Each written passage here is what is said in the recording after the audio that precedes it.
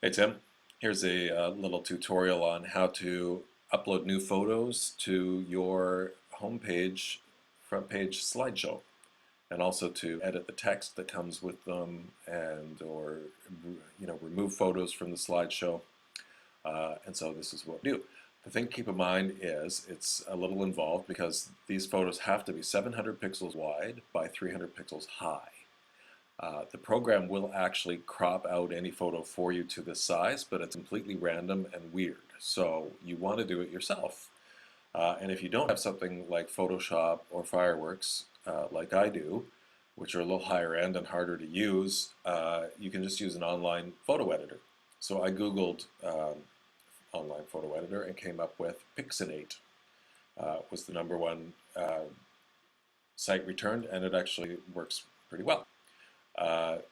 So go to pixinate.com, and I've already uploaded your picture because it's a big picture. It takes a few minutes to get up there. So you just go over here, #1, click to edit, choose your image to edit. I'm not going to open that because it bumps all of this down out of the screen. So you just click on that. You navigate like you normally would through your hard drive. It gives you a little pop-up. You go to your desktop or your My Documents folder, highlight the photo you want, and click Open. And it whirly-gigs away here for a couple of minutes and uploads your photo. So like most photos, this one's quite large format, 1280 by 853, and what we want is 700 by 300. So the first thing I want to do is just zoom out a little bit so it makes that photograph smaller on the screen so I can see the whole thing and work with it, but you'll notice it's still 1280 by 853. So what I want to do is get it closer to what I'm going to ultimately have. So we will be using the crop tool to crop out part of it, but first of all I want to get it to a size, a pixel size that's closer to what we need. So if you click that, you get a width and a height. Preserve the aspect ratio is automatically selected at default, and that's a good thing, so you keep that. So what we want is 700 wide, so just type in 700, and then if you click anywhere outside of that, it'll snap the aspect ratio so that it doesn't wonk your picture out. So if it's 700 wide, this aspect ratio, it's going to still be 466 high, but we only want 300. So the thing is, though, if I put 300 here and click outside to keep the aspect ratio, then it's only 450 wide. So on wide photographs like this, you're going to want to have 700 as the width and click outside and just keep the 466 or whatever comes up underneath. If it's a tall picture, then you're probably going to want to go 300 wide and keep however much height it has. You'll get that in a minute. You'll understand what I mean by the end of it. So 700 wide, click outside, and then hit apply. And it's going to load the photograph, and as you can see, it snapped it to 700 wide by 466 high. Perfect. Made it smaller so we can bump it out with the +1 again, a couple times maybe, actually just once.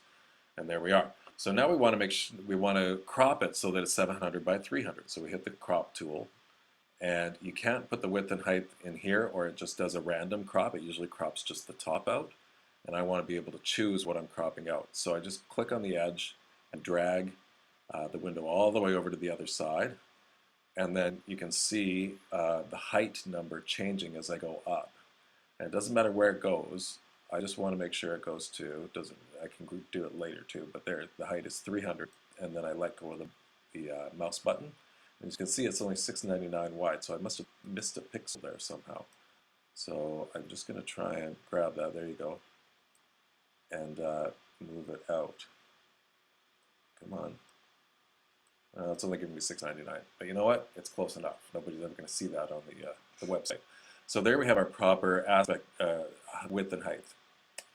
700, just to call it, by 300. And now we can just grab this anywhere inside and slide it up and down until I get just the right area that I want for the crop, and then just hit apply. So I think that looks good there. A little bit of sky above your head. So we get the whirligig while it's updating the image. And when it's done that, we're going to come down here a little bit lower.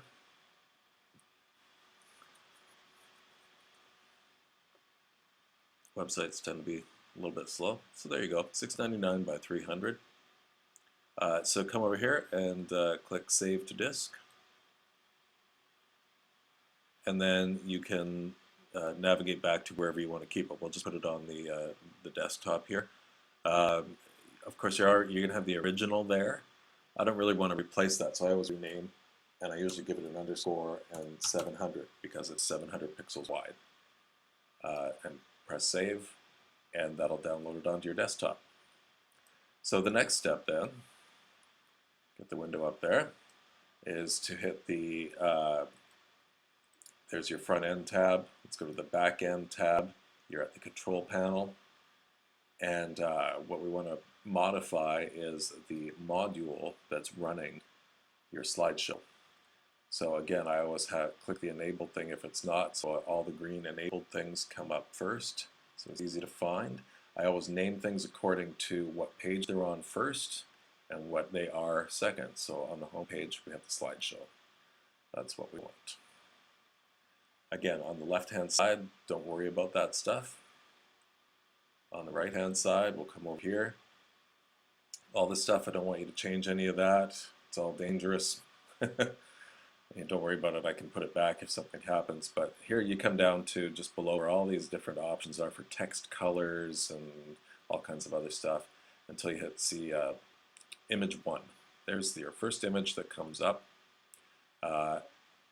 And so I've given it a title, and that shows up at the top of the photograph, and the description, which shows up under the title. And we've got image 2. I haven't given that a title or a description yet, but all of this stuff you can change. Just highlight it, change it, do whatever you want with it.